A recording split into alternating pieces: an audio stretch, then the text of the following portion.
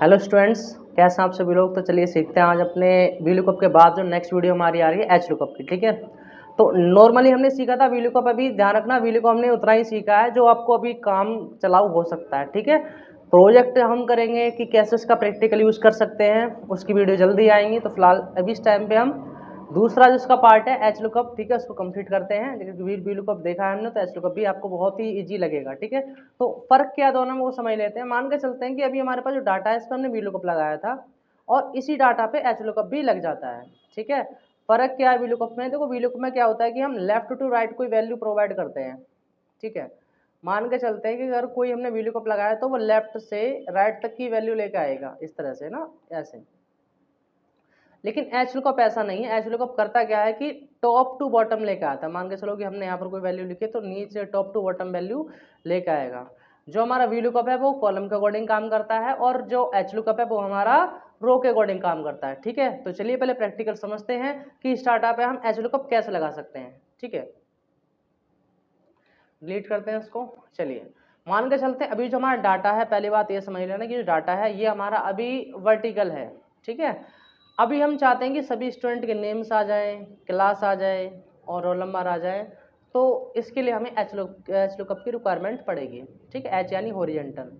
तो सेम हम कॉपी कर लेते हैं। ध्यान रखना कि इस सीरियल नंबर को कॉपी कर लेते हैं यहाँ से हम, और यहाँ पे कर लेते हैं पेस्ट। अब हमें ऊपर तो हेडिंग देनी पड़ेगी, पहले को तो हम छोड़ के चलेंगे। यहाँ से स्टार्ट करते हैं, देखो ध्यान से समझना। एच लुकअप लगाना है, equal to h look up. ठीक है, तो एच लुकअप हो चुका है। अब यार पूछता है लुकअप वैल्यू, तो आपको लुकअप वैल्यू देनी है कौन सी? ये वाली, यानी कि जो ऊपर लिखा है उसके अकॉर्डिंग हमें चाहिए, कॉमा। नेक्स्ट टेबल एरे की बात हो रही है, तो टेबल एरे में आप देंगे प्रॉपर टेबल का सिलेक्शन। हालांकि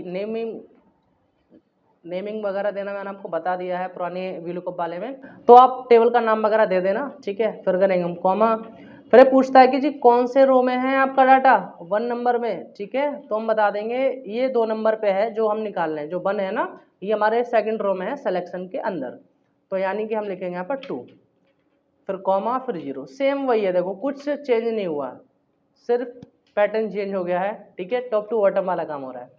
एंटर करेंगे। हाँ जी, अभी एन आएगा, क्यों? क्योंकि यहाँ पर हमने कोई वैल्यू नहीं लिखी है। अब हम चाहते हैं नेम, नेम आ गया। ऐसे ही आप सब में लगाते जाओगे तो सब में काम आ जाएगा, लेकिन इसके साथ साथ जैसे हमने कॉलम में काम करा था वैसे यहाँ पर हम रो में भी काम कर सकते हैं और यहाँ पर एरे का भी यूज़ कर सकते हैं। अगर आप रो का यूज़ करोगे तो देखिए रो का कैसे आपको यूज़ करना है। सेम यहाँ पर इक्वल टू, पहले हम इस टेबल का नाम दे देते हैं, तो आपको सिलेक्शन चाहिए यहाँ पर, और यहाँ पर हम नेम दे देना है। देखो ध्यान से, यहाँ पर हम नेम दे रहे हैं ओपी दे देते हैं। ठीक है, तो ओपी हमने इस टेबल का नाम दे दिया है। और अब यहाँ पर हम आपको बताते हैं कि रो के साथ कैसे यूज होगा। इक्वल टू, यहाँ पर लिखना है आपको जनरली एच एल टैब और लुकअप वैल्यू ये चाहिए हमें। ठीक है, इसके साथ साथ हमें चाहिए टेबल एरे। तो टेबल एरे हमारी कहाँ पर है? टेबल एरे का नाम दे रखा है हमने ओपी, कॉमा करेंगे, ध्यान रखना कॉमा लिखेंगे, कॉमा। इसके बाद क्या करना है हमें जनरली, सॉरी हमने गलत ले लिया सिलेक्शन, हमें चाहिए था, देखो यहाँ से देखते हैं दोबारा से, आपको नेम पे सिलेक्शन रखना है और इसको करते हैं ना F4, ध्यान रखना लॉक कर देंगे इसको, नहीं फ्रीज कर देंगे, कॉमा कर देंगे। टेबल एरे ओपी नाम हमने दे रखा है, कॉमा। अब यहाँ पर हम रो लगाएंगे। ठीक है, तो ROW ब्रैकेट ओपन और क्लोज, इतना सा काम कर लीजिए। रेफरेंस दो या ना दो तो भी कोई रिक्वायरमेंट नहीं है। अच्छा, यहाँ पर अगर आप चाहते हो कि इसमें हम रो की रिक्वायरमेंट दे दें, मान के चलते हैं कि यहाँ पर हम जाते हैं और यहाँ पर कोई दे देते हैं सेकंड या कुछ भी, अभी फिलहाल के लिए छोड़ दीजिए आप इसको खाली, कॉमा करेंगे 0 और ब्रैकेट क्लोज। ठीक है, अगर आप इसको एंटर करोगे तो भी आएगा रेफरेंस एरर। ऐसा क्यों? क्योंकि यहाँ पर अभी रेफरेंस सही नहीं है। ऐसा क्यों, पहले वो समझ लेते हैं। अभी देखो, अगर हम रो को यहाँ पे लगाते हैं, अलग से रो को, तो क्या बता रहा है 15। अब हालांकि हमें 15 रो का तो डाटा चाहिए नहीं, हमें कौन का चाहिए? 2 का। तो इस केस में हम ये कर सकते हैं कि माइनस वैल्यू भी दे सकते हैं। जैसे आप यहाँ पर आओगे तो रो है ना, रो तो अभी कितनी आ रही होगी? 15 आ रही होगी, लेकिन हमें चाहिए कौन सा? हमें चाहिए सेकंड वाली। ठीक है। तो 15 माइनस कितना करें कि 2 आ जाए, जाहिर सी बात है यहाँ पर आप 13 करोगे, बस इतना सा काम है। एंटर करेंगे, देखो यहाँ पर राम आ चुका है, और बस आपको ड्रैग एंड ड्रॉप कर देना है, आपका आंसर इस तरह से आ जाएगा। ठीक है, तो ये बिल्कुल नॉर्मल था HLOOKUP में, लेकिन अभी इसके साथ और भी काम है। वो ये है कि इसके साथ साथ आप जो है कि बार बार आपको नेम देखना हो तो एक सही नहीं लगता।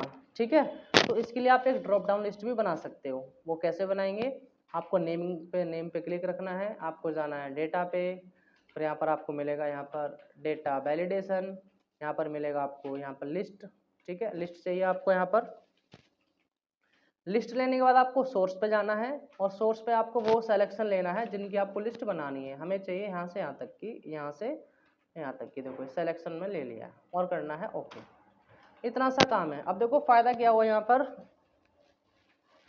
वो फ़ायदा ये है कि नेम पे हम जब जाते हैं तो यहाँ पर देखो हिंदी का चाहिए आपको, हिंदी के मार्क्स मिल जाएंगे, और कंप्यूटर का चाहिए, कंप्यूटर के मार्क्स मिल जाएंगे, वो सभी का आ जाएगा। तो ड्रॉप डाउन लिस्ट बहुत अच्छी प्रैक्टिस होती है अगर साथ के साथ आप करते चलो तो। ठीक है, तो ये हमारे जर्नल था, ध्यान रखना जर्नल HLOOKUP है। आप इसको एरे के साथ भी यूज़ कर सकते हो, कॉलम रो के साथ भी यूज़ कर सकते हो, और जर्नली भी यूज़ कर सकते हो। हालांकि जर्नली HLOOKUP का तो हम बहुत ना के बराबर यूज़ करते हैं, इसकी बजाय हम VLOOKUP का यूज़ करते हैं, और इंडेक्स में मतलब और भी फंक्शन होते हैं जिनका हम यूज़ कर सकते हैं। ठीक है, तो आज की वीडियो इतनी तक, यहीं तक है बस। ठीक है, आप इसको ट्राई कीजिए, प्रैक्टिस कीजिए। Thank you so much.